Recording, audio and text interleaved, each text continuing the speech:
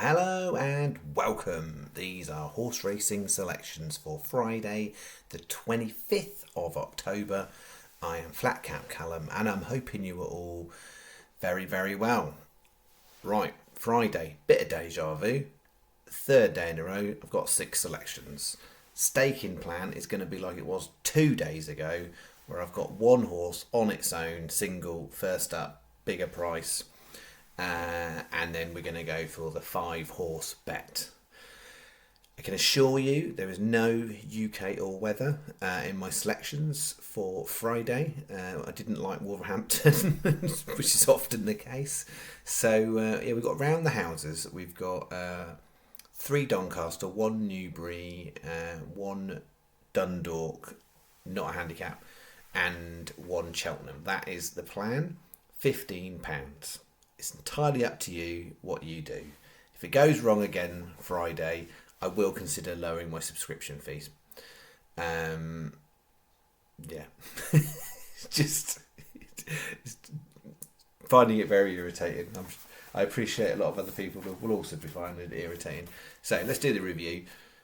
Cast Adrift kind of did what I was thinking it might do, which is it came 5th.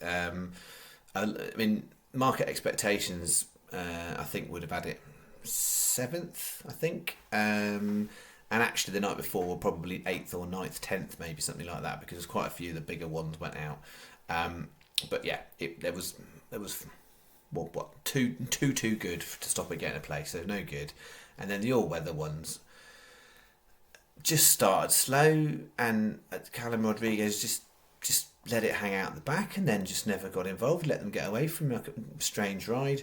That one cut into the inside, wasn't what you wanted to be doing, so no good. Wasn't terrible, but no good. Exponita, that went out to 40 to 1. I cannot understand in a month of Sundays how a horse, if you just look at the bare basic form, right, before anything else, bare basic form, last time out, course and distance, same jockey, it was second. It was only £2 higher. How does that make that a 40 to 1 chance? I have no idea. So some strange activity in the betting.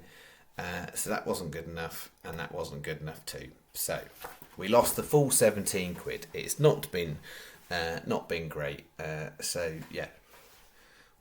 We lost Thursdays. We got most of Wednesdays back. Some of you would have done better on Wednesday. And what was it, Tuesday? Maybe didn't do Monday, something like that. I can't remember. I don't know. It's not been a good week. All the figures are in the description. Still, miraculously, we are still up since I've come back. Not by a lot, but we are still up. And some of you will be up by more than that. But there you go. So you can only smile, can't you, folks? Because, it's just horse racing. It's supposed to be fun. I'm not running a business here, so it is what it is. But I can't tell you how frustrating the all-weather results are. I did look back the last few years. There does definitely seem to be a bit of correlation. There's a little sticky spell mid to end of October, running into the first couple of days in November. And I mean, last year, he had a right poor run in. And I think it was the week after the Breeders' Cup. So I remember the Breeders' Cup last year, picking out 4 horses. And I think got a couple, and winner in at least 1 or maybe 2 places. It was actually not a bad result on the Breeders' Cup. And I remember I did get a little bit of stick in the comments for the fact that I'd gone and had a look at American racing, and one of them wasn't even technically a Breeders' Cup race. But I remember that thinking it was that wasn't great, but actually the result wasn't too bad. And then the week after that, I think we hit a £300 win, and the week after that we hit like a nearly £300 win, and then it was all forgotten. And that's how it goes sometimes. So anyway, let's talk you through the bets. Here's what I'm putting out. Okay, you got a choice. You can follow or not follow. That's your choice. 208 Doncaster. It's only an 8 runner. I'm just a little bit mindful there could be some non-runners with the ground at Doncaster, Newbury. Newbury has got an inspection at 8 o'clock as well. So even if you're watching this, Newbury might have even gone. But Doncaster, at the time of making this video, 8 runners. quite a few not run, and so that's why for the fact it's 8 runners and some of them haven't run, that's why I've kept this one on its own. Unbelievable! I've done the star again, haven't I? Oh my life! Oh dear! Right, let me just check. Yeah, 2 stars. Yeah, 2 stars. One thing. Right, all I've got to do is just write on. It's a 2-star. Technically, it's a 2-star with 8 runners. This sort of price is a 2-star bet. If you paddy or bet fair, you get 66s. 50s is the fair price. What you've got in that situation in this race is last time out the horse was less good. The time before that on soft ground at Ascot, it ran a really nice race behind. Was it Ballet Slippers? Is it the Aidan O'Brien horse that then basically went on to be 3rd in a Group 1? That's cracking form for the quality of this race when you've got horses that haven't run and things. So it needs to run more like the soft ground performance. There is going to be soft ground at Doncaster. So of the horses that have run, it's second or third best piece of form. The problem you've got is you've got some unexposed ones that on paper, breeding, training yards, all that sort of stuff look really, really good. So it's the rank outsider. I don't think that horse is going to come last. It's probably 3rd to 6th. It's sort of slightly bigger range. I know it's an 8-runner race. Yesterday I was talking about 3rd to 5th in a bigger field. 3rd to 6th is how I've put it. So it comes out as 2-star because it's got a decent price. But you need luck on your side and a couple of the fancied newcomers to not perform to standard for it to come out in a framer. Very unlikely winner. Frame's what we're looking at there. So 150, 75 each way single. If you go paddy and bet fair, the time I'm making this video, you get 66s. Otherwise it's 50s. No extra places anywhere. That is that one. 2 stars. Let's say it was 2 stars. Right, main bet, haven't written the stars on, I'll explain it. But there's 2 stars and a 1 star. Alright, here's the main bet, right? On paper, I like the bet. I do like the bet. Let's see, we've got a range of ages of horses going on here. All the full spectrum. So we'll start off with 318 Doncaster, Magical Spirit, which is 8-year-old, which is old for a flat horse. So an 8-year-old we're starting off with in the sprint.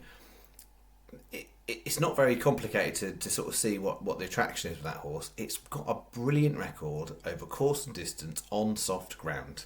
It seems to excel there. It was once, I think, first time out, it didn't do well on those conditions at the course, but it ran a lot of good races, winning races. It's down to really good handicap mark. And so it's a single figure price horse all day long for me. So 14s is a good price. It comes out as 2 stars. There's other bits to it, but on basic headline, it's a really good course distance and a ground horse. 14 to 1 Magical Spirit. 401 Newbury to Cello. We've had that done us all right before. So with Torcello, it has it's sort of, as it's got older, it's got a bit more inconsistent. So whilst we're going 8 there, we're going 10-year-old there. So we've got a 10-year-old on the flat in this bet. And similarly speaking to Not So Sleepy, that also was a veteran horse. My thought process here is that it's going to be heavy ground in Newbury, most likely, possibly soft in places. So I'm really hoping the meeting takes place because I quite like the chance of this horse.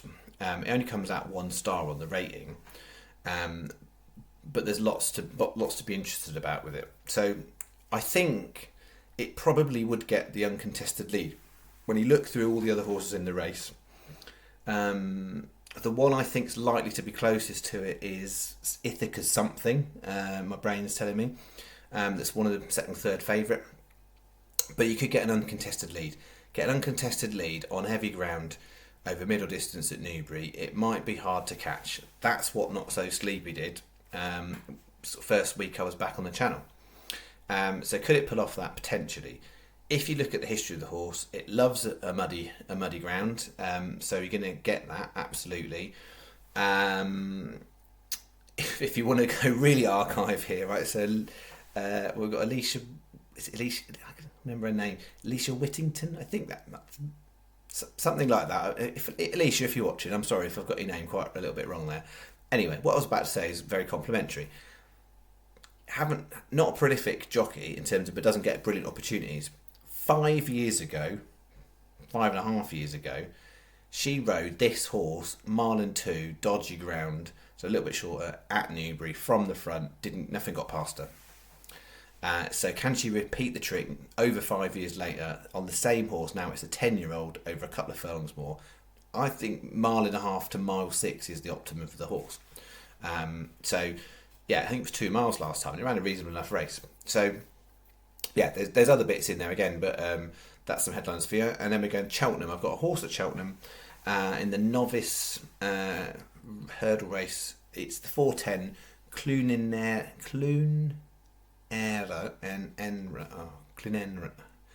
You get it. It's the John McConnell horse. Yeah, it's interesting. I just couldn't believe the price, to be honest.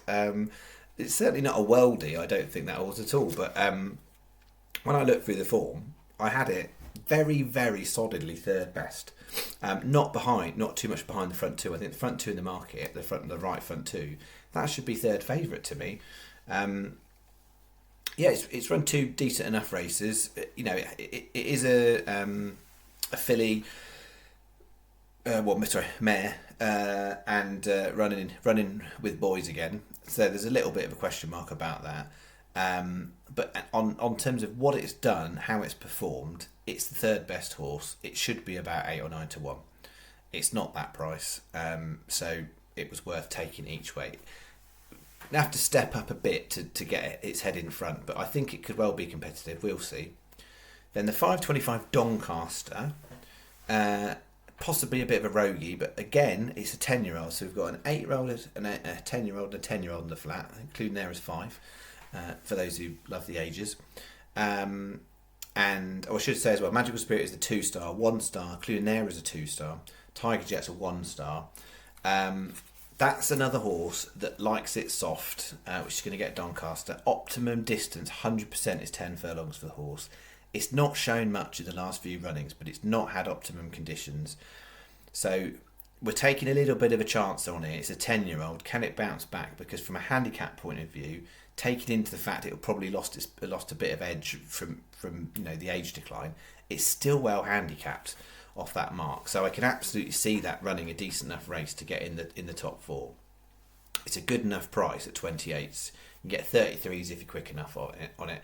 I mean, it did change yards to Sarah Hollinshead. I think it was this year, and so not always a fan of when they're aging and they change yards at that point because at least with the trainer that's had it for a while, it was solid enough. So there's a few question marks with it, hence why it's the price it is. But actually, it's got optimum conditions.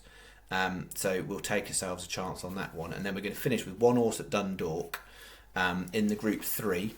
An interesting Group 3 because you've got it's open for all different ages. So I've got two 10-year-olds and an 8-year-old on the flat, and I've got a 2-year-old. So a 2-year-old running against a lot of other horses, a couple of other 2-year-olds in the race. But it's a really progressive horse. There's nothing in there stand out in that race. That horse is kind of ratings each time. If you look at its like RPRs on Racing Post or something like that, it's gone up and up and up and up on a steady stream. Won last time over course and distance. Last 2 times run over 5 furlongs Dundalk. So good with the soft surf, the sandy surface. And Declan Madonna rode it last time. He's on it again. And I've looked through, and when I've done kind of my own weight adjustments, because it's got so much weight compared to some of the others, like well over, a stone and against some of them, I think it's like a stone and 7. I was like it's not favourable in terms of place terms because it's 13 runners. And there's only Paddy and Sky paying 4. That horse could be good enough to win if it's carrying on improving. It definitely could be good enough to win. That's the way I've looked at it.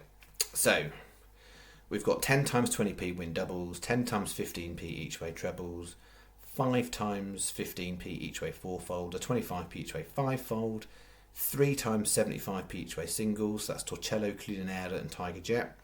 And then 2 £1 win singles, Magical Spirit and Lady with the Lamp. And just to reconfirm, 2 star, 1 star, 2 star, 1 star, 1 star, the star counters. 13.50 total. Sky getting an extra place on 1 or 2 of the races. Paddy, you'd get the extra place on that one.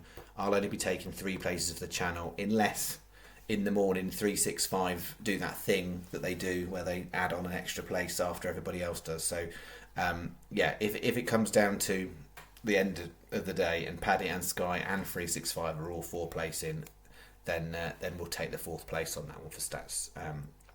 That is that. All right. There we go. It is Thursday night, ramble night. Honestly, I spent so much time tonight doing research. Hopefully it was worthwhile, but yeah, my brain's a bit fried now, so I don't know other things I was going to talk about. Rule 4s, I think I was going to mention about Rule 4s, because that's kind of come up a bit this week. Just so people, not everyone understands Rule 4s. If you're ever unclear, you can go and just Google Rule 4s. Bookmakers have the same standard thing on Rule 4s. So in essence, what that means is if you've got a horse of certain odds, like shorter odds, generally speaking, you have a Rule 4 deduction. It's a percentage of a pound. So like if it's 10p in the pound, you're basically losing 10% of the price. If it's 25p in the pound, Rule 4, 25p deduction, you lose 25% of your price. So if the horse was 20 to 1 and there's a 25p Rule 4 deduction, and your horse is still running, what that means is the 20 to 1 that you got, you lose 25%, so you're technically getting 15 to 1 instead. But yeah, you can always check. The challenge is, although the Rule 4 deduction amounts are the same, because it's all based on price, it all depends on what the bookmaker had priced it up at that point. So the example being, in the day before yesterday, we had a Rule 4 where some bookmakers were 15p, some 20p, some 25p. That is rare. Usually, you'll get a slight, only get like a 5p swing on it, but to have 10p swing is unusual. Some bookmakers will let you off the 5p Rule 4. Some bookmakers will do that and just think it's negligible, so they won't worry about that.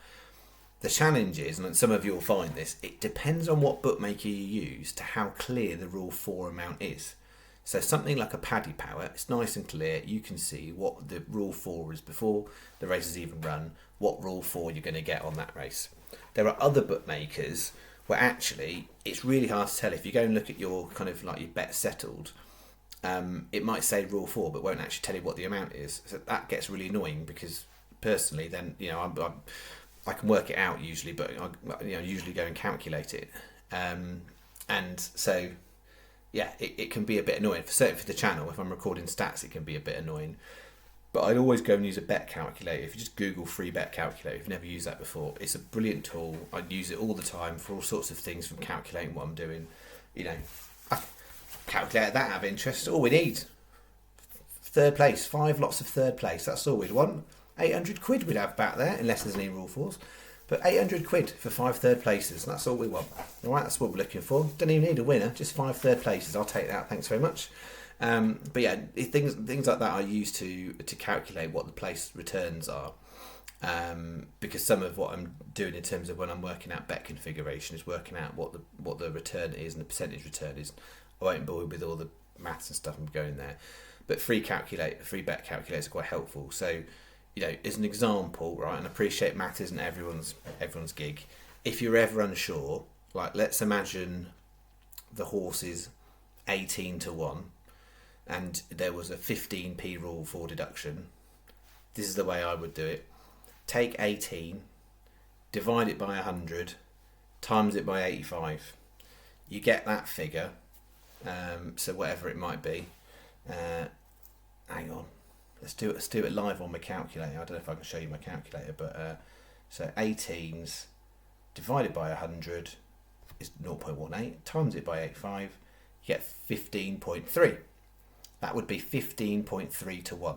If you're using a bet calculator and you want to work it out, rather than some of them won't let you do decimal points, some would do, but the easy way to do that is just do, rather than 15.3, do 153 to 10. So the odds, rather than 15.3 to 1, 153 to 10, And that way, if you ever wanted to work it out in a free bet calculator, if you've got accumulators and things and you want to work stuff out, then do that. So yeah, whatever the odds is, whatever the bigger number is, divide it by 100. So if it's 50, if it's 15%, you minus 15% off 100. I know not everyone could do that, but you can work on a calculator. So then you times it by the leftovers, you times it by 85. Hopefully that's clear. I do all sorts of weird maths all the time, and I try not to go into it on the channel because I know the minority of people will follow me on it and understand it. But hopefully, yeah, my advice basically, use free bet calculators and you can work it out. Some of them, so like I mentioned Paddy Power. I think Paddy Power has got, you can actually put the rule 4 in there, whereas I think the free bet calculator, if you just literally free bet calculator, that doesn't have a rule 4 deduction bit on it. So there's different ones are different, but the free bet calculator is a lot more quicker and user friendly.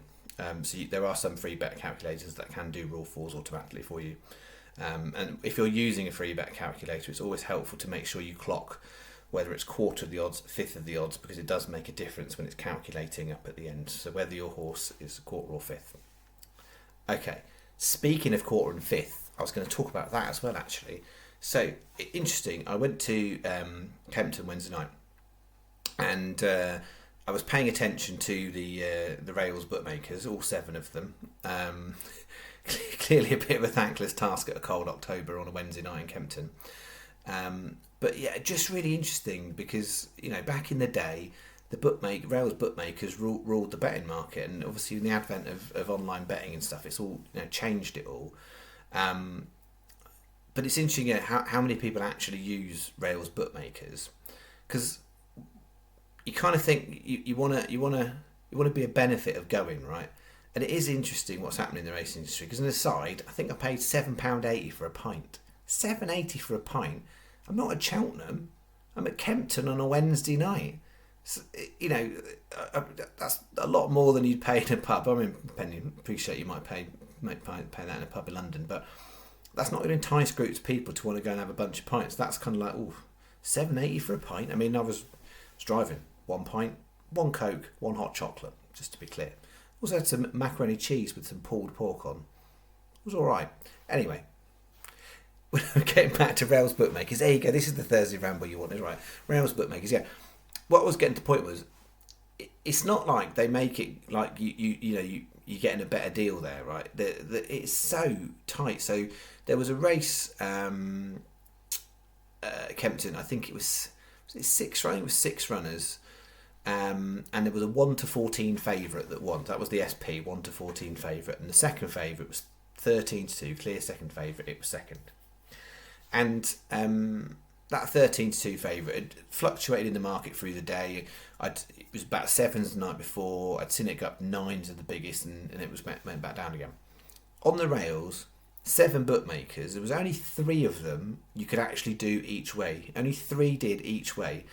And people talk about bad each ways and each way thievery and that kind of stuff, like terms that you'll hear people use from time to time. Basically, the second favourite for me was an absolute steal of a bet.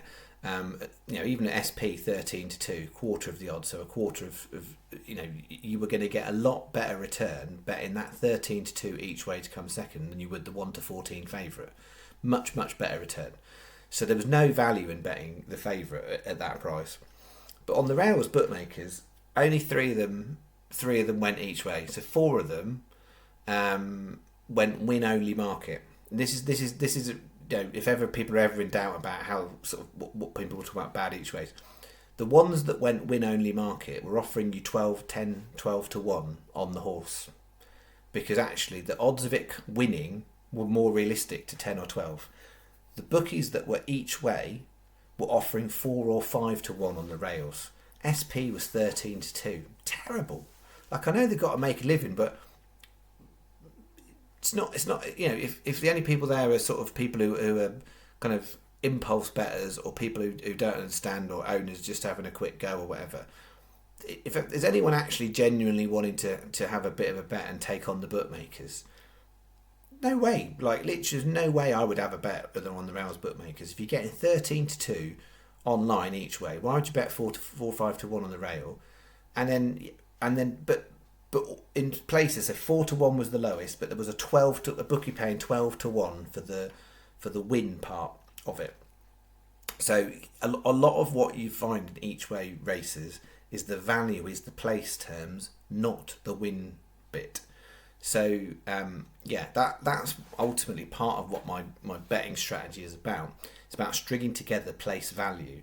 So over time, doing that together, because actually long term, we do bet horses and some of the handicap stuff I do, like actually there's value in the win odds as well. But some of these big ones like that, 50 to 1 shot I put out today, the value's not in the win, the value's in the place. The chances of it placing are better, so it's 50 to 1, so fifth of the odds, 10 to 1. The chances of it placing, I'd say, are more like 6 to 1 to place, and I've got a 10 to 1 on the place. I know I'm getting into some of the details. Some of you will get this, some of you will have fallen asleep already by now, but that's fine. It's up to you. This is what rambling is about. Hopefully I've explained that to a certain degree. But yeah, I thought it was a really extreme example of where you've got different bookmakers doing different things, and some people will have been enticed to play the win market on 12 to 1 on that horse. I wasn't touching that with the barge pole, but the place market online at 13 to 2 and what the SP was, that was a great bet. The 4 5 to 1 each way, that wasn't a great bet.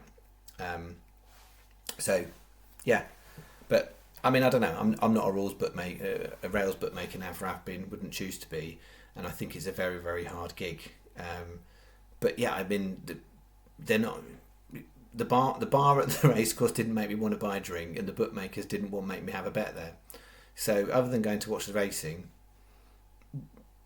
it's interesting how it sort of feels like it's just going down and down and down a hill to go. Like, it's not the same as, go to Cheltenham big festival, that's interesting, or a Saturday meeting, but a cold October night at Kempton, and one food stall open, so they did one inside food stall, and not many people were eating because it was, I would say, below bang average. So it weren't great food. It's interesting. And there wasn't lots of people there. Mainly men, mainly small groups, a lot of individual guys as well. And a lot of them weren't drinking or eating or anything, because if you're paying that money for food or drink, eat before you go, bring a packed lunch,